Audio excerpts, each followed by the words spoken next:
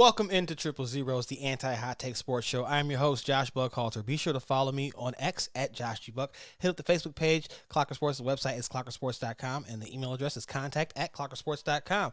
You can also follow the show on X and Instagram at 30. I'm sorry, on X and Facebook at 30pod. That's the number 30 and pod. And do me a big favor: like, subscribe, rate, review, share, let your friends know, all those good things to help the show grow, because we like doing what we're doing. So we got a big show lined up for you today. We're going to talk about a few things. We're going to touch mostly on the NBA. We've been doing a lot of NFL stuff, very Bears heavy. Still going to touch on that at the end of the show, but I do have to address several things around the NBA with everybody playing at least one game. Some teams are about to play their second game. I'm actually recording this a day later than normal. This is because of that, but I'm actually going to be live tweeting the Atlanta Hawks game on the Soaring Down South handle as well. So if you want to follow along in the future, go ahead and check that out. In case anybody didn't know, that is me on the Soaring Down South, SOARINGDWN SOUTH on X. You can find me tweeting every single game, and that's where also you see the Soaring Down South articles primarily. I share them from time to time, but they've got their own platform that does pretty good there. So I try to leave them there on the Facebook page for the site. But again, you can follow me tweeting throughout the game. So if you see me looking down a lot, that's what it is. I'm not distracted. I'm not ignoring you. It is literally because I am trying to keep up with the game as well. So also, Hawks fans, if you noticed there was a lot of retweets early on in the Hawks game against the New York Knicks, then please forgive me, because I am a little bit trying to double dip here, because truth be told, this is the third time I've tried to record this podcast. The first time I was going to be on Thursday night, but ended up getting enthralled by Damian Lillard and the Milwaukee Bucks, so I had to watch that. So, and then the Lakers came on, I had to watch that as well, and I had to react to that for this show, so I decided to hold off until recording it until Friday, and then recorded an episode already, and only to have the audio fail on me 100% miserably. So I don't know. I'm hoping this one turns out better. If not, we are in deep doo-doo, because I am not recording this one again, at least not until later on tonight, which means it probably won't hit your feeds until the morning. And I'm not trying to do that. I'm already a day later than, like I said, normal. So, again, heavy NBA show. Got a lot to touch on. And so I guess the number one thing to do would be to get right to it. So, like I said, you had everybody playing their first game at least, and I'll start with the three teams that I cover the closest, and that would be the Atlanta Hawks, the Chicago Bulls, and the Los Angeles Lakers. The Atlanta Hawks are actually tipping off right now against the Knicks. Like I said, live tweeting that game over on Soaring Down South on X. No Wesley Matthews. He's the only guy that has not yet suited up. Interested to see what the minutes are power forward. Last game, in the first game, I thought Jaylon Johnson really outplayed Sadiq Bey. Sadiq Bey played well at the end of the game, but for the bulk of the game, Jaylon Johnson looked like the better option at power forward. We'll see if that continues and how long the rotations stay as they were. That being said, though, I don't think you can really go wrong, because I think they'll both play an awful lot. And Quinn Snyder even alluded to it not just being those two guys. You can also throw Hunter in there, which means it'll be a rotation based on the matchup. So, again, looking forward to seeing how that goes. The Hawks dropped their opener against the Charlotte Hornets, and I actually kind of talked about it at halftime that, this was an all too familiar close to the first half for them in that game, where they kind of let the Hornets stick around and close the gap a little bit. And then that continued to the third quarter, and by that point, the Hawks just could do nothing to kind of overcome it. And it was so reminiscent of last season that it kind of threw me for a loop. Not because, again, I'm not a person who's surprised. When you run back the majority of your roster, you're probably going to play very similar to what you did the year prior. So that's not a surprise to me. But to see it be so, evident early on that it was going to be that way, I think was disappointing, because you hear all the talk and you want to buy into it because it seems like the players have, but the results don't match it. And I think that's kind of what happened in the opener. We'll see what they do in this game against the Knicks, who, they've had their back and forth battles with over the years. But I'm their best case scenario, and I wrote about this for Soaring Down South, is that they can chase 500, and that's not where you want to be after they were one game. They set the record for being at or within one game of 500 all of last season. So, hoping that it turns out better in game two, hoping that the season turns out better overall, and we'll see, what happens. Again, Trae Young misses first three there, so it's still 0-0 with 10:44. Oh, nope, there you go. You got RJ getting right around Trae and yamming on him. So 2-0 Knicks to start it off. Don't like how that kind of unfolded, but whatever. We'll see how the game itself unfolds. Yeah, I told you in the last episode that I expect the Hawks to be one of those to challenge for a top 5 seed this season. Did not look like it for a good chunk of that game, or at least at the end of that game. They looked like it for a good chunk, but they did not look like it at the end of the game against Charlotte. So we'll see how they fare against the Knicks here. I was, like I said, very impressed by Jaylon Johnson. Bay came on late. He had a career high 5 steals.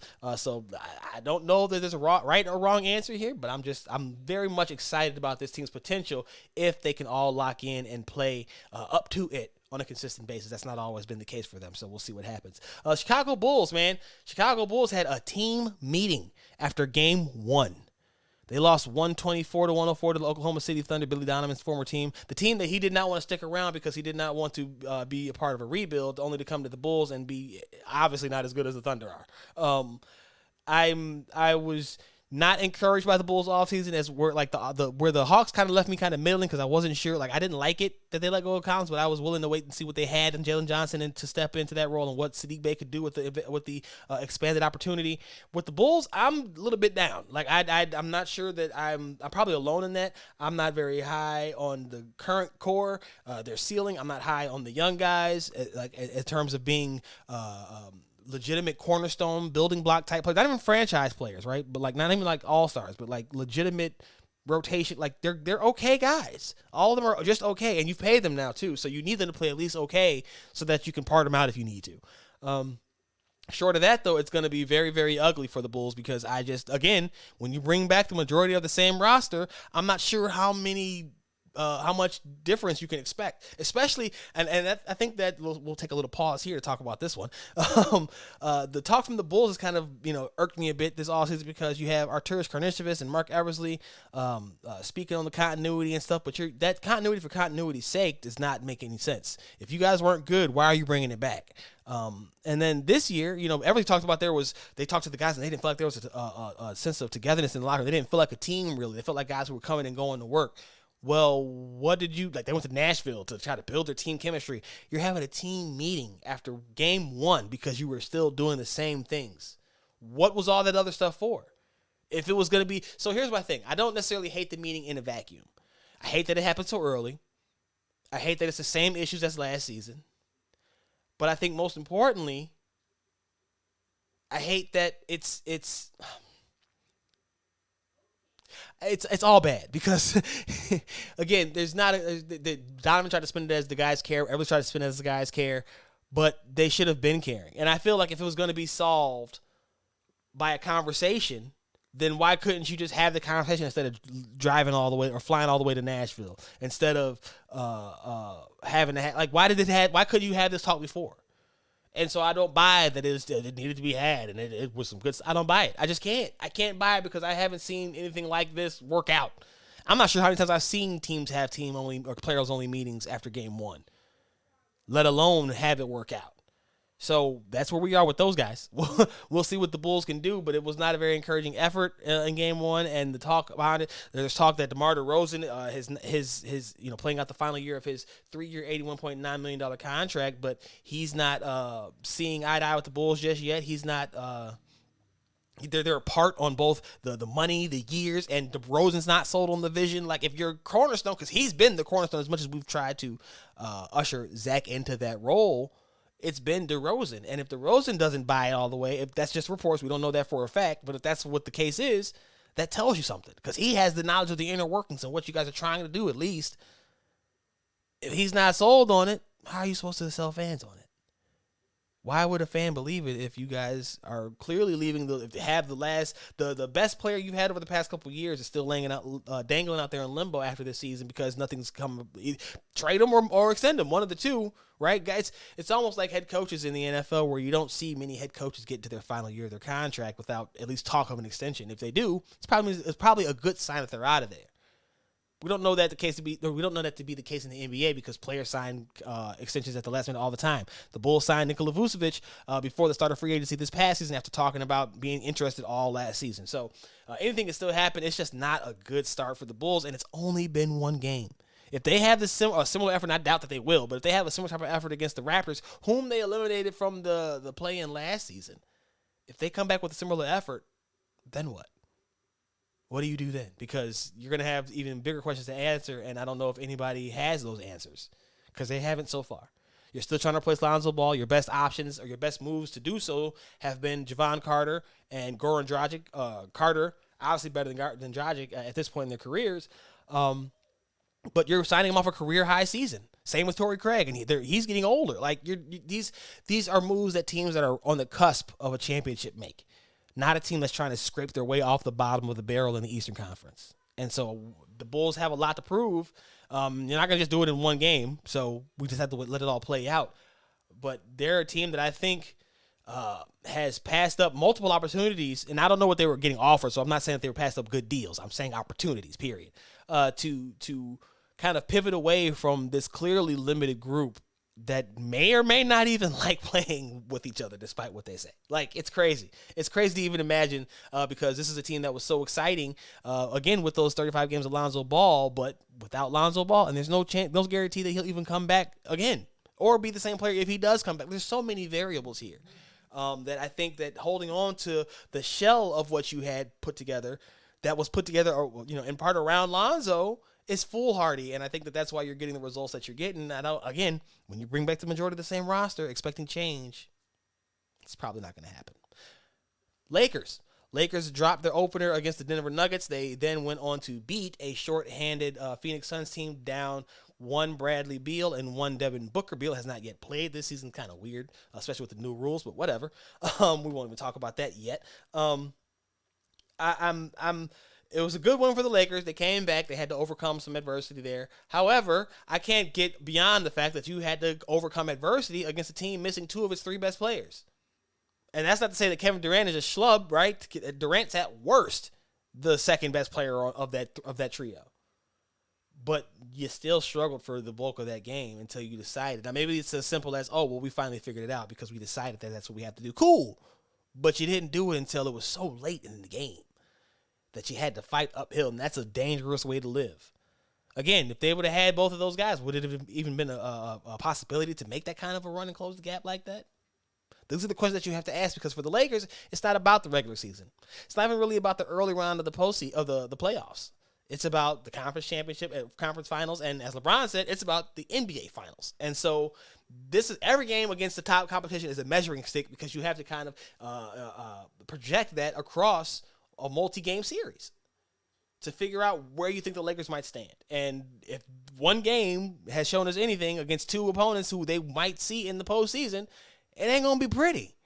They might escape against the Phoenix, because Phoenix, who knows how healthy they can stay. But we saw what happened against Denver. It looked very much like last year. Didn't look much different from that at all. You could say, they didn't have Jared Vanderbilt. Okay, cool.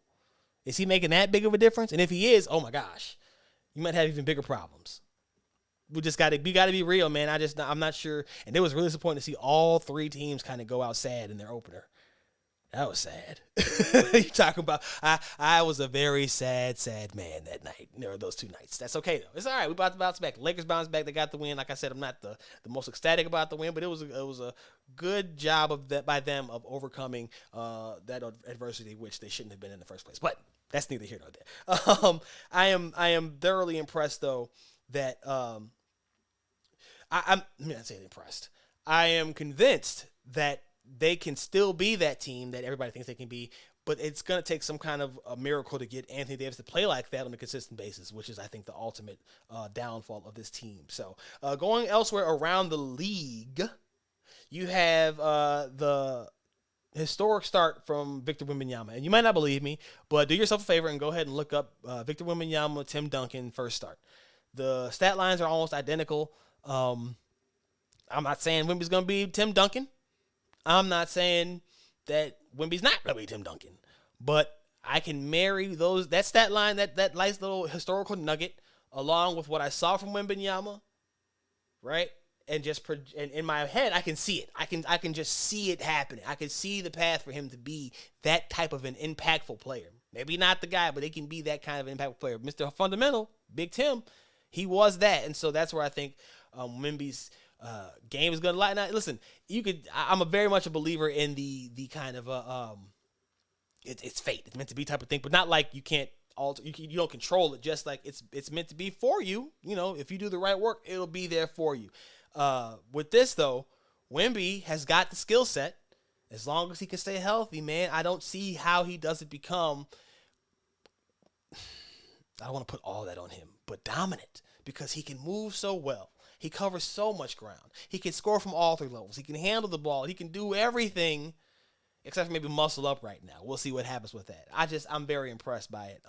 Very, very impressed by it. And I'm count me in the fan club, and as somebody who thinks that he's definitely going to be an effective player for years and years to come in the NBA. Chris Stapps, I touched on that, I believe, in the last episode, but I want to say it again. Chris Stapps is an unfair advantage for the Boston Celtics. If he can stay healthy, a humongous if, but if he can, that Marcus Smart trade won't look nearly as bad as it looks on the surface, mostly because in the crunch time, Smart's point guard instincts, or lack thereof, showed. You won't get that from Kristaps Porzingis. You don't have to worry about him doing a dummy, taking a dummy shot. You don't have to worry about really anybody contesting his shot. You can kind of he's kind of the break in case of emergency option now, as opposed to Smart, who was a guy you might not want to even see the ball in those moments because it might not leave his hands unless it's going towards the basket. So Porzingis, if he can stay healthy, a huge if, that could be an even better deal than people who were high on the thought, and a much better deal than anybody who doubted the deal thought it was going to be going in. So we'll see.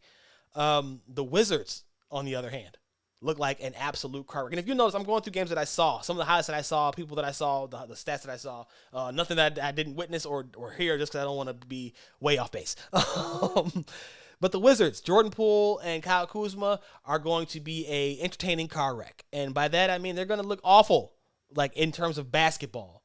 But it's going to be an entertaining thing to watch because it's going to be a spectacle. They're going to be so nonchalant with how carefree they are. Their light looks to be as green as ever, and that's going to lead to some hilarious moments on the floor, such as Denny Avdia put his hands up while Jordan Poole was cooking, and just you could see the frustration on Avdia's face, and that he was not happy that he didn't get a shot up. And then they get to the bench, and Avdia tries to tell Jordan Poole, "Hey man, do you think that's cool?" And Poole looks him off so smooth with the "Nah, we good," with a smile and everything. And then to make matters worse, Kyle Kuzma then did the same thing right behind him. Like, he was laughing and smiling about it too. So, like, I don't know how the chemistry's going to be on that team. They just paid Denny some money, which I didn't get that much either. But, hey, whatever. Y'all do you, Wizards.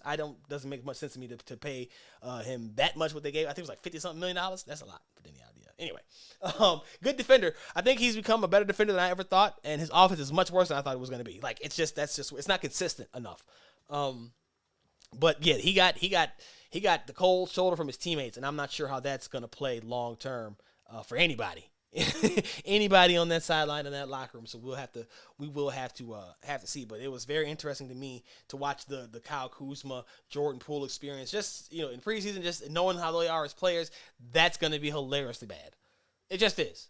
They're too. It's going to be hilariously bad. We'll just put it like that. And I don't mean that they won't try and that they won't put up numbers. They're going to get some numbers. Jordan Poole's already said that his legacy is good with his championship. And I know what he was trying to say, but it came off like he didn't care about the winning anymore. He's just trying to put up the numbers, feed his family. He's got the bag. Like, a beautiful car wreck. That's all I'm going to say. Washington Wizards basketball is going to be a beautiful car wreck this season. Steven Adams is out with an injury, out for the season. And while I look up the injury, let me just tell you, like, the impact of this in my head. Like, Steven Adams, to me, if you guys remember a few years ago when the Bulls had Tony Bradley on the roster and he got into it with Ja Morant, Steven Adams carried Tony Bradley across the floor as if he was a child and didn't hesitate, didn't struggle, none of that at all. But that's all I think about when I think of Steven Adams, and that's what you're losing is the toughness, right? Maybe not physical like that all the time, but that presence is gone.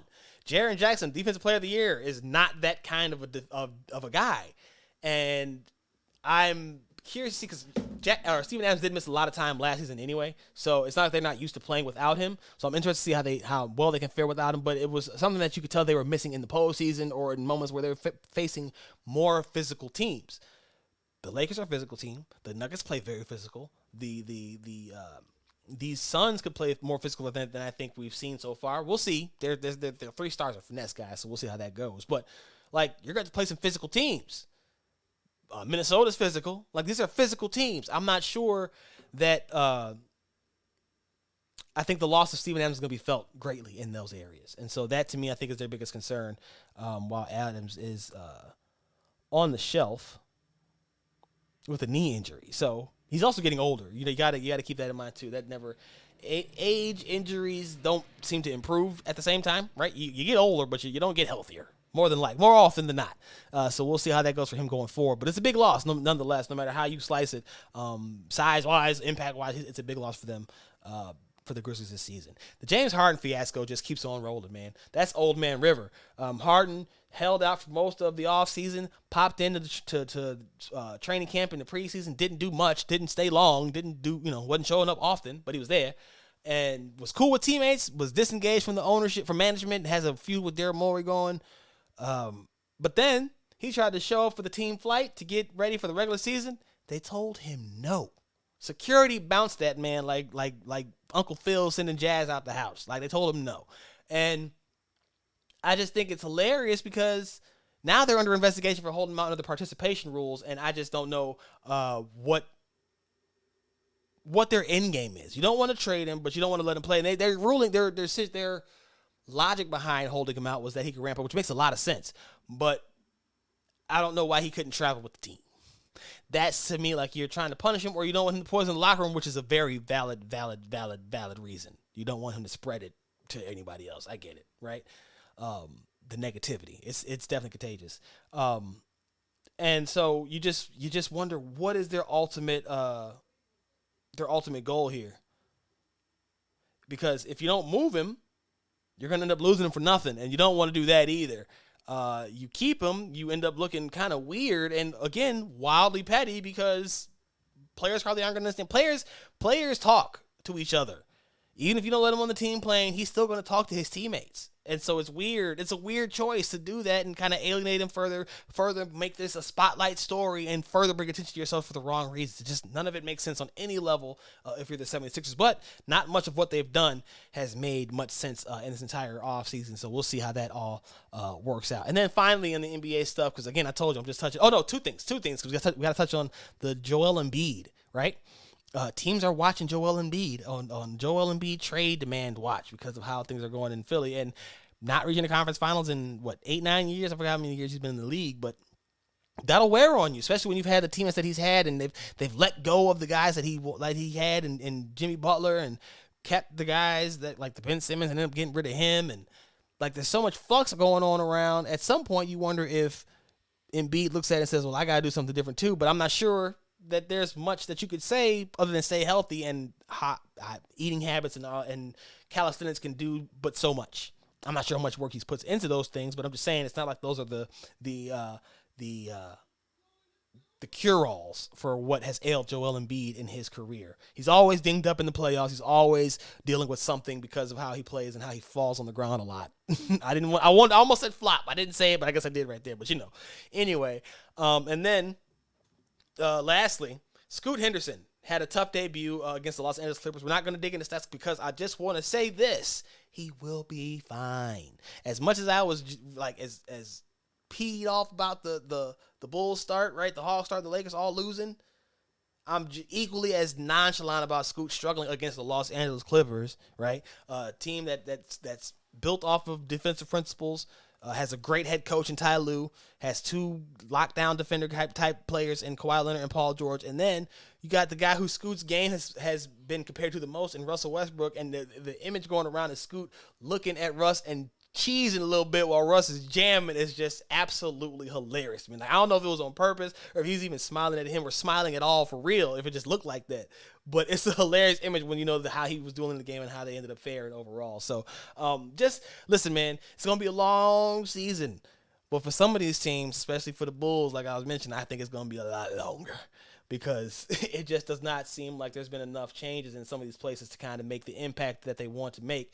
And so you're going to be out there. You're going to be treading water for the longest time, and things are just going to always seem to be going awry at the worst possible time. And that's what the Bulls have kind of had, and what the Hawks ran to out last year with that 500 thing. And with the Lakers, they turned back into a pumpkin at the wrong time last season. It wasn't that they were shooting over the head. They're still that talented, but D'Lo hasn't played well, right? Reeves didn't do good and hasn't done much, right? Hasn't made the impact. You haven't had Jared Vanderbilt. Like, it's hard to push continuity at the top with a group that fell short all the time, every single time, no matter who it is, unless you were falling short in the NBA Finals. Because when you get to the finals, Western Conference Finals, like the Lakers did, and look like they did, it kind of undoes some of that to an extent. Just because you're like, man, you got there, but how much of that was to do with, your opponents dropping this XY game, or because they did this thing instead of this thing? Like, those things can go against you just as well as they went for you at one point. So it's a tough situation. Looking forward to watching this season, though, man. I'm very excited about it. Again, if you did not hear my conference rankings, go back and check out the last episode to hear those. But right now, we are going to switch gears before we get up out of here. That's not the right button. We are going to switch gears and talk about some NFL and touch on the Bears and the Chiefs real quick. And I think I got another NFL note for you. But first, I do have to talk about the Bears and the Bulls. This week, the NFL trading deadline is coming up October 31st. And Jaylon Johnson, cornerback Jaylon Johnson for the Bears, has been a name that's been circulating with potential interest to contenders. The Bears are 2-5, but Johnson just is coming off of a 2-interception game, returned one for a touchdown, and has been one of the better corners even without those kind of stats for his career. So Johnson was kind of brushed those things off, and his focus has been all on this coming week against the Chargers in Week 8. They're on the road. He talked about that with the media, about his focus. He talked about his matchup with Justin Herbert, who he's known since college.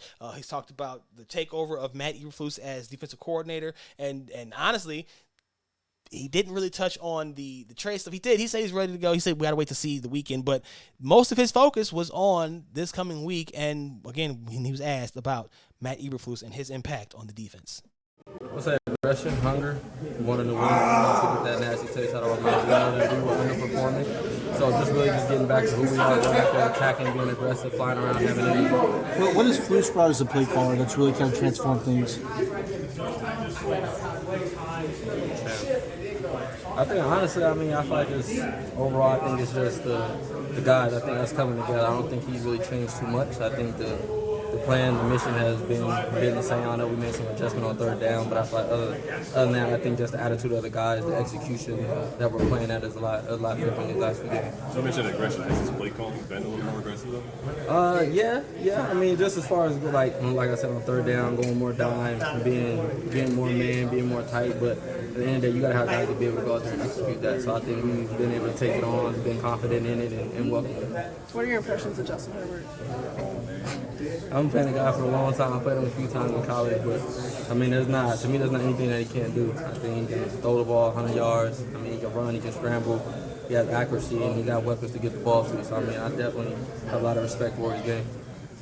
After a 2-interception game, do you feel more anxious to get back out there and continue that and pile onto that number? I wouldn't say it's increased any more than it has any other week. My hunger for the ball doesn't change because I get two or because I get none. So every game I go into, I'm looking for ways to try to get my hands on the ball. Jaylon, early in training camp, before the injuries, that this defense was playing with a real swagger and attitude and stuff like that. It was very noticeable. I don't know if practice is any different during the season and training camp, but are you getting back to that? Do you feel that? Is that feeling back with this defense now that you're more whole than you've been on since it was really needed? Yes and no. I feel like it's easy to have confidence and swag and practice. I think honestly with having that in the game and being on each other, I feel like in the game, there's even times where we had conversations like we usually celebrate when somebody makes the play. And just little things like that, just having energy, having effort, I think that's contagious and that's what requires you to go out there and ride with your brother. And I think that's what we were missing in the beginning. We weren't aggressive enough as players. I don't think we were together enough. So just going through that and getting back to that tightness, that tight-knit group that we know we can be. And there you have Bears cornerback Jaylon Johnson just sharing his thoughts on Matt Eberflus taking over, what's keyed the Bears' defensive turnaround, Justin Herbert. And so looking forward to this weekend and seeing what the Bears can do if Tyson Bagent can stack wins and prove that he is a legitimate NFL quarterback, starting quarterback in this league. We'll see how that all goes, though. Trade deadline, like I said, is October 31st, so we'll see if Johnson is still around. Does not seem like the Bears want to trade him. Have not heard that. Have actually heard the opposite.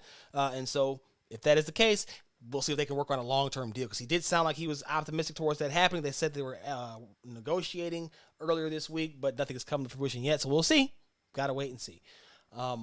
Also had a story out about Kyler Gordon told me about how his doing that flip coming out of the backfield or out of the tunnel in Week 7 against the Las Vegas Raiders. If you have not seen it, check out the Chicago Bears on X. Kyler Gordon coming out of the tunnel does a pretty sick backflip. And he told me the backstory about how that came to be. So go ahead and check that out on clockersports.com. Tomorrow we'll have the keys to or four things to watch out for in Week 8 against the Chargers.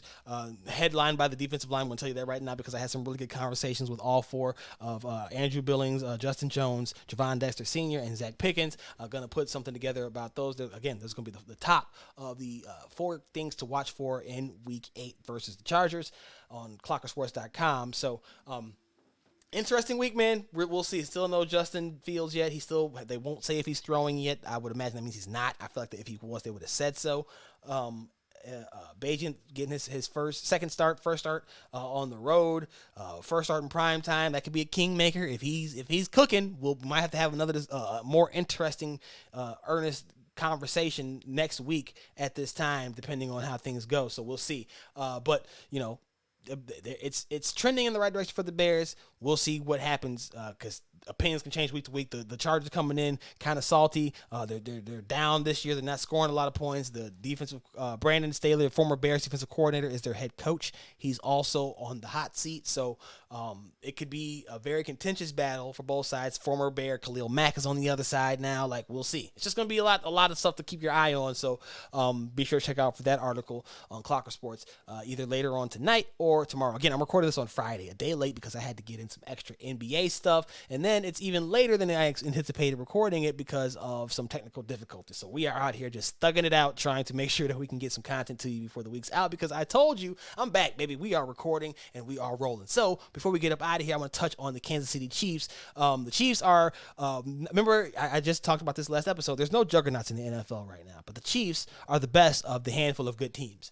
They can lean on their championship experience. They can lean on the championship head coach. They can lean on their championship quarterback. They can lean on their there's so many things that they can lean on that other teams just can't rely on. And so they might not be juggernauts, but I put my eggs in their basket over anybody's on a week-to-week basis, especially when we've seen some of the cracks in the other top teams, including the Bills, right, who looked very human against the Tampa Bay Buccaneers, against the San Francisco 49ers, who looked very beatable against the Minnesota Vikings because they got beat. There's no teams that scare you. There's no teams, if you're the Chiefs, that are making you feel like you have to do more. So they're a team who's one to keep an eye on as the deadline approaches. The trade deadline approaches on October 31st to add as a buyer, right? But do you feel compelled? Do they feel compelled to give up draft capital or a player to solidify one area when they've already got the top spot? Now, you can bolster your chances, sure, but you just have to wonder how far they're willing to extend themselves to kind of make up that difference. If they feel there is a difference to be made up, because, that cushion could make them feel like they could just let things play themselves out. But if you do that, I think you might run the risk of falling short because you didn't, again, keeping that same roster thing. If everybody else is improving and you're not, at some point it catches up to you. And so they don't have that bona fide number one wide receiver. I'm not sure you're going to find that guy, but you can come close. And I wrote about that for Last Word on Sports. 3 targets, one of those targets being DeAndre Hopkins of the Tennessee Titans. You got to read the article to find out who the other 2 were. But if they swing one, that one in particular could be tricky because of Hopkins' contract. 2 years, $26 million. They only got for like less than $4 million in cap space. The Chiefs do. So I don't know if that trade could actually happen. But Darnell Mooney is the guy that I wrote about for Last Word the other day for the Chiefs as a potential target. That's just a lot that could happen still. And again, because they are a contender, they're a team to keep an eye on. But you just don't know, if they feel the need to, because they are better than everybody else, clearly. Like, it's not even a question. So, a lot of stuff going on, other stuff. Haven't heard anything about the Saquon Barkley. Have heard that the Bills could be an option for Hopkins. It could be an interesting trade deadline. The NBA's deadline is a little bit more active.